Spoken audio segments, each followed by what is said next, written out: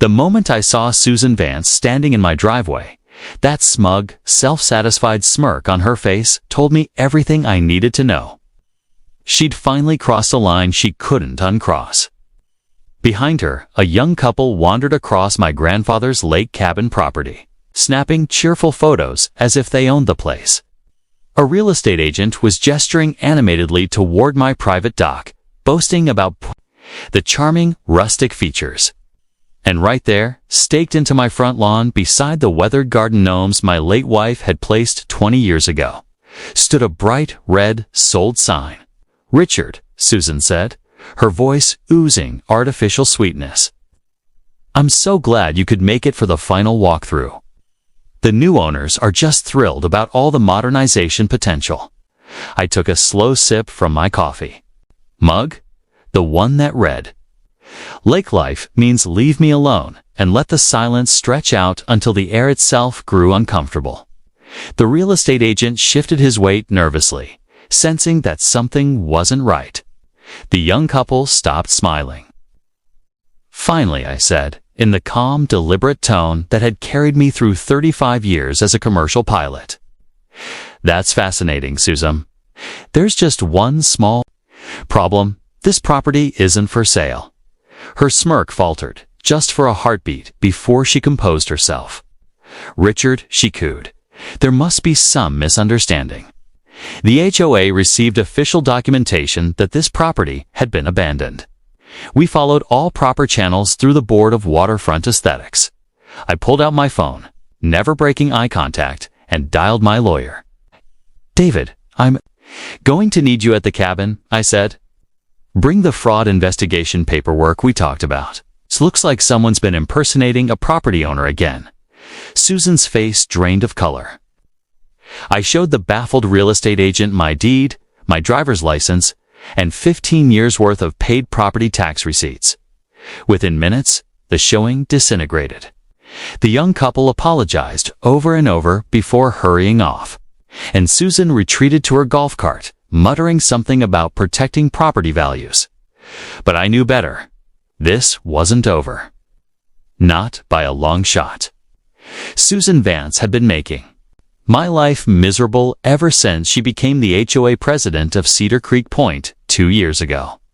This stunt, trying to fake sell my home, was just her latest escalation in what had turned into an outwar of attrition. It had started innocently enough. I'd inherited my grandfather's cabin on Whispering Pines Lake when I was 35, a modest 2-bedroom place, but one steeped in family history, built in 1952 and loved ever since. For 15 years, it had been my sanctuary, a retreat from long-haul flights, jet lag, and endless schedules. A place where I could fish, read my old crime novels, and just breathe. Cedar Creek Point had always been quiet. The HOA was barely noticeable. Old Henry Caldwell had run it for 2 decades with a gentle hand, mostly making sure nobody painted their house neon pink or left their boats to rot on the lawn. Then Henry passed, and Susan moved in. Everything changed. She was a retired etiquette instructor from the city, and she arrived with delusions of grandeur, determined to turn our laid-back lake community into something out of a luxury lifestyle magazine. Within months, she unleashed a torrent of new regulations. Now we needed approval for kayak colors, permits for bird feeders, and written justifications for any landscaping that didn't meet her waterfront resident guidelines manual, a 70-page rulebook she'd written herself.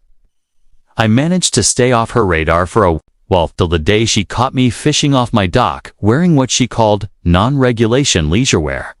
She'd glided up in her spotless white boat, every hair perfectly in place despite the wind. "Mr. Greer," she said crisply, "I'm afraid I have to issue a warning. Torn clothing sends the wrong message about our community." I looked down at my old fishing vest, a single tear near the pocket from a hook mishap years ago, then back at her.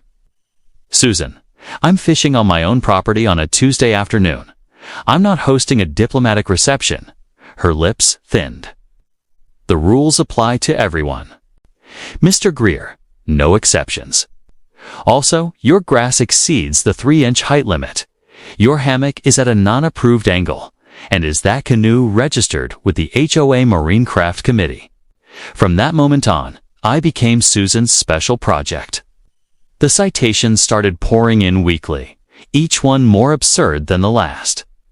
I got written up for unregistered pine cones that had fallen from my trees onto the communal path. She complained that the sun reflecting off my lake was excessively bright during board meetings at her house. She even tried to fine me for maintaining an antisocial distance, because I refused to attend the mandatory potluck dinners. I ignored most of it, only paying the fines my lawyer said were even remotely legal. That seemed to infuriate her more than open rebellion ever could. Soon she was leaving passive-aggressive notes on my door, scheduling property inspections precisely when I'd be relaxing on my deck, and encouraging neighbors to report any violations they saw. Then things got creepy. One afternoon, while making lunch, I heard a strange buzzing near my window. A drone, complete with a camera, hovered outside, filming my living room. I knocked it out of the air with a broom and found her nephew, Kevin, fumbling to retrieve it from my azalea bushes. She said she needed documentation of interior violations, he stammered. Something about non-approved window treatments and furniture placement? I let him go with a warning, but filed a police report.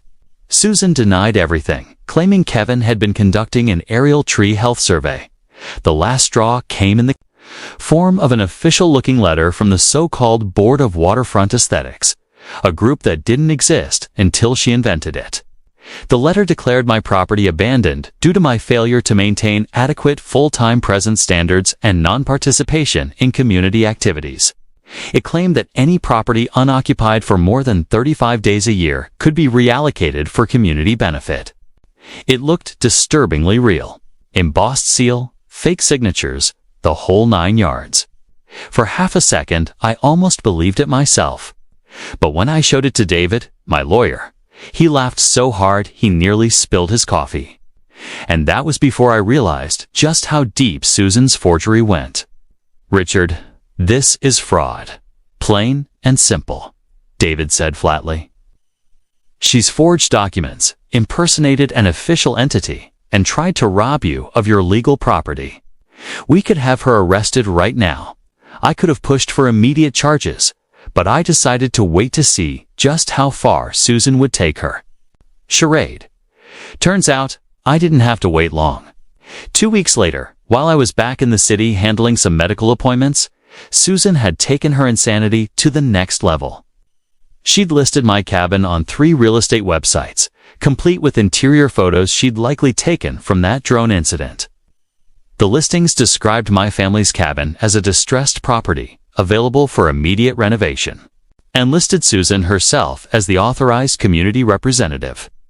She'd even scheduled open houses, telling prospective buyers that the current owner, meaning me, had abandoned the property and that all proceeds from the sale would go toward community improvement projects.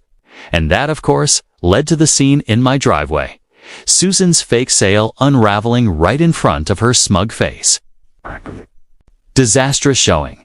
I spent the next hour on the phone with David, the duped real estate agent, and Detective Brooks from the county sheriff's office.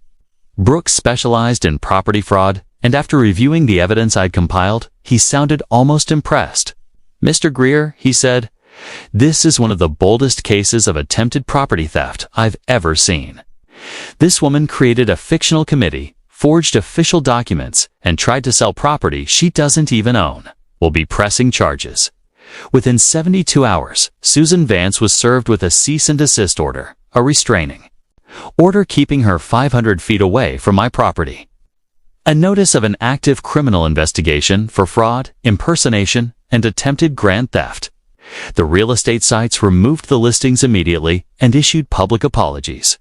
But the real surprise came from my neighbor, Barbara Higgins. She caught me outside one afternoon and leaned over the fence. "Heard the news," she whispered. "Susan's drowning." In legal bills, word is this isn't her first HOA fiasco. She's already facing multiple lawsuits from residents for harassment and overreach. I raised an eyebrow. "You don't say," Barbara smirked. Harold from the coffee shop says she might have to sell her house just to cover all those lawyer fees, and that's when it hit me.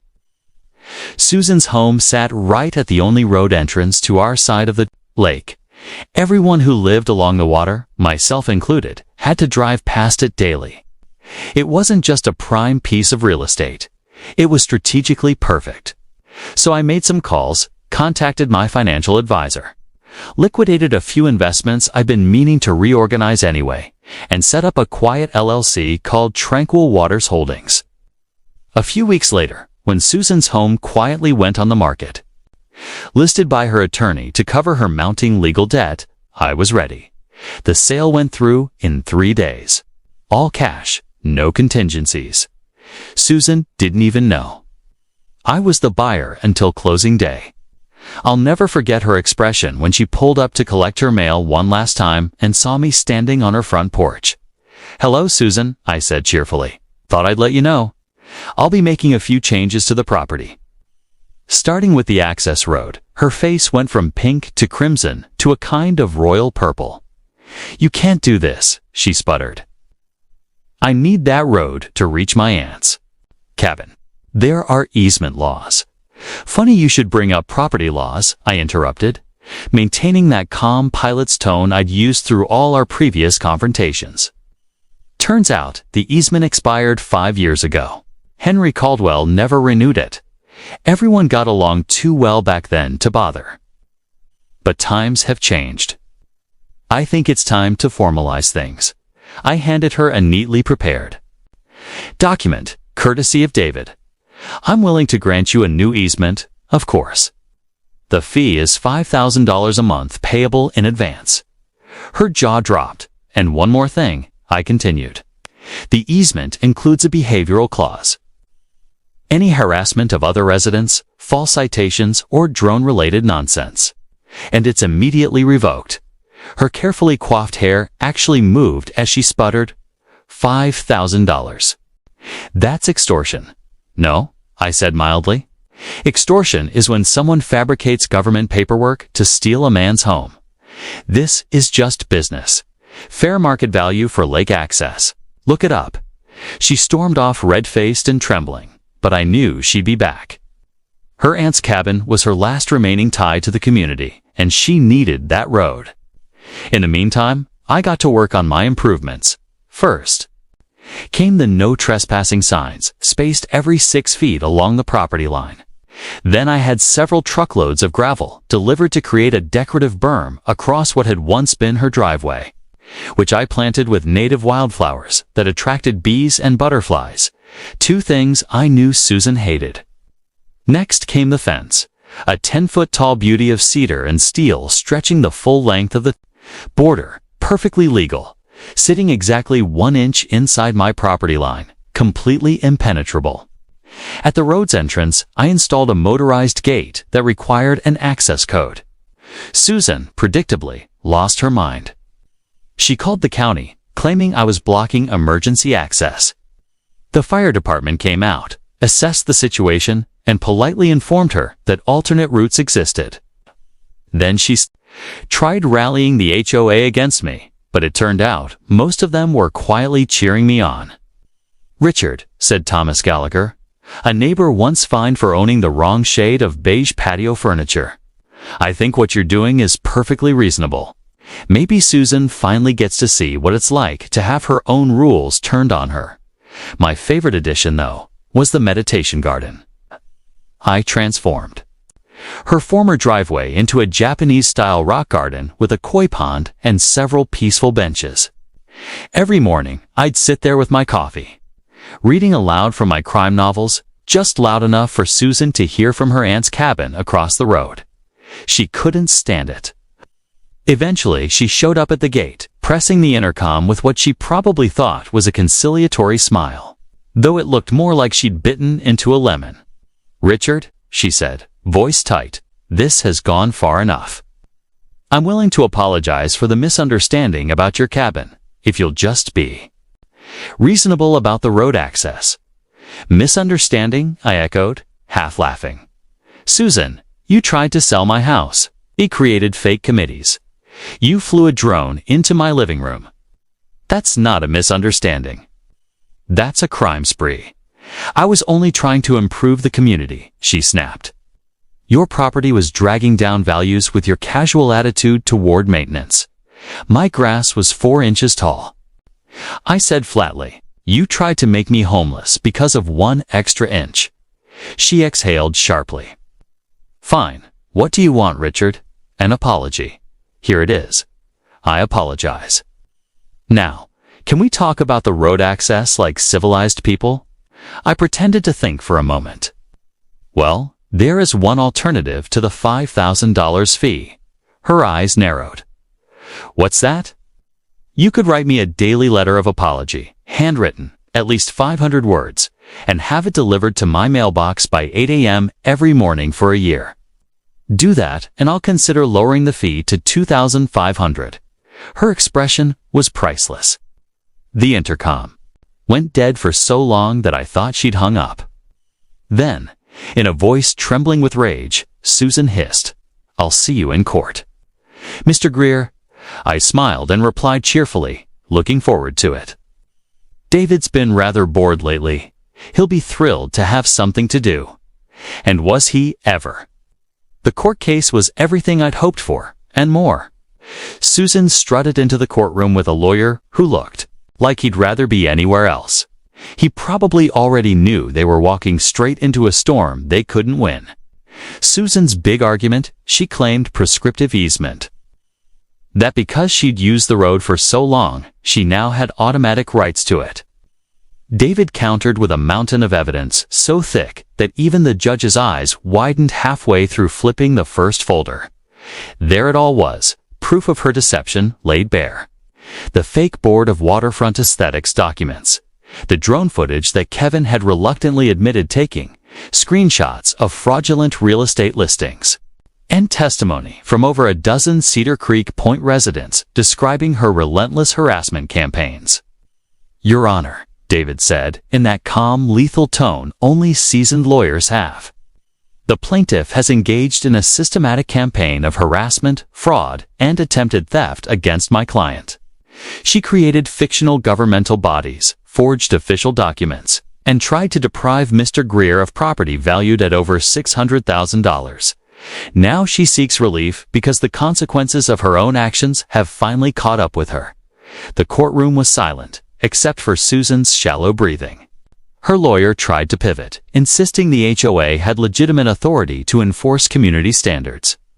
But the judge wasn't buying it. He peered over his glasses at her and said with unmistakable disgust, Mrs. Vance, not only do I find no merit in your claim for easement rights, but I am deeply troubled by the overwhelming evidence of criminal behavior presented here.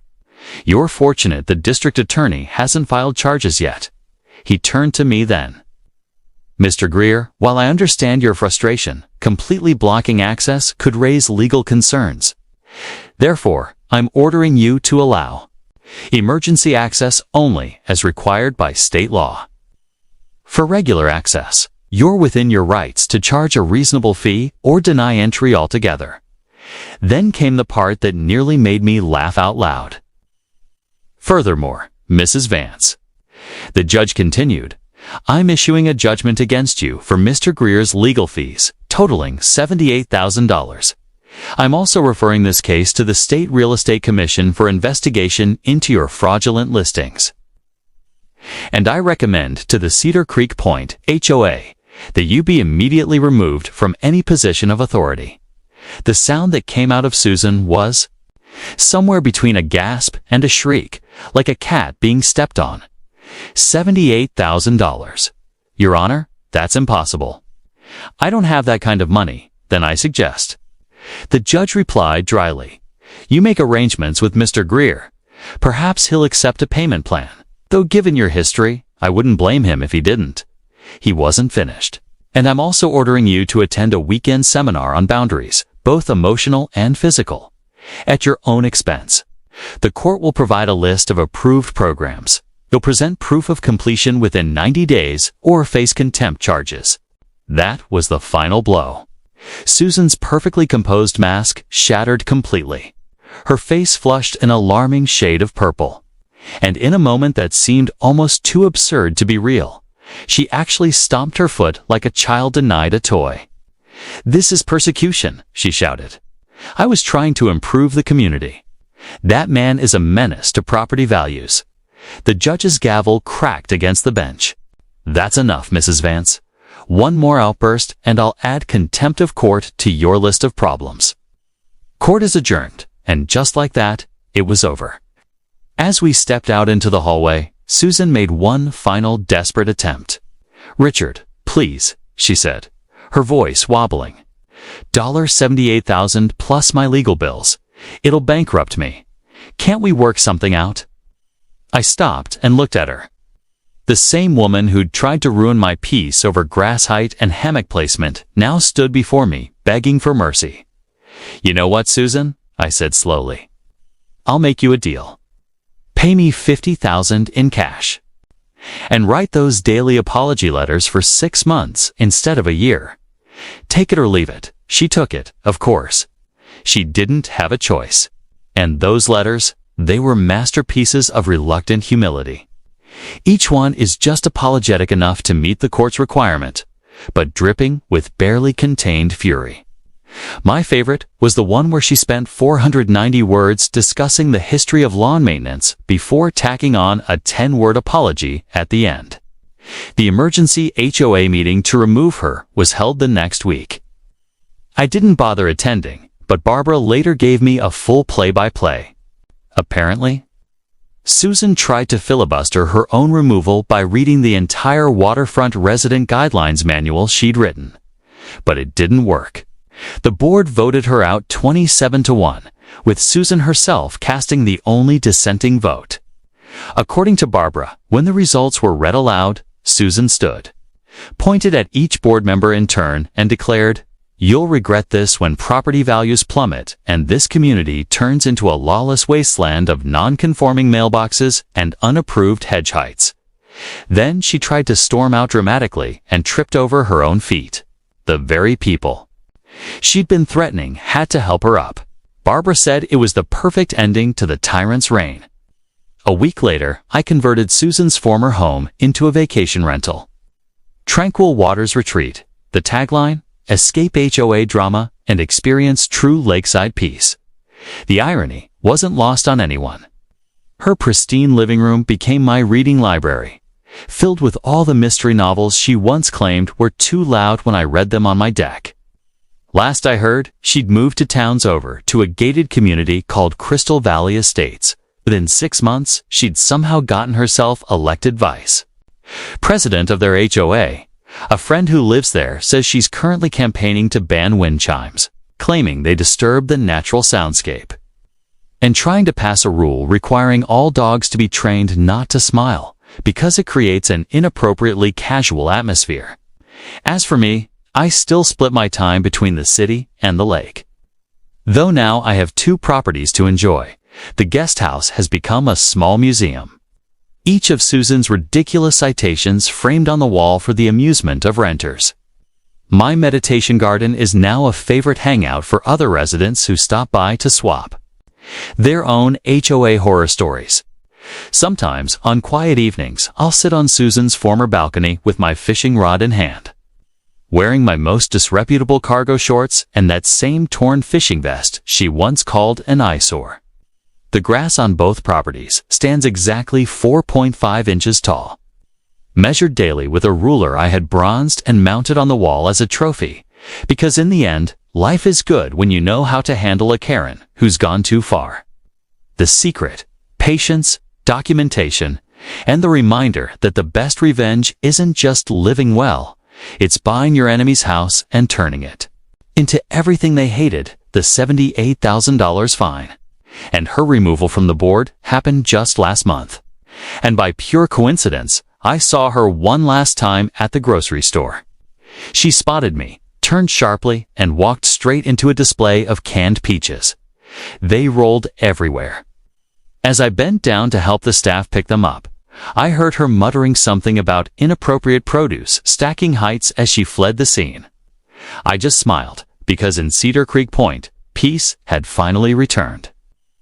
Subscribe to HOA Conflicts for more.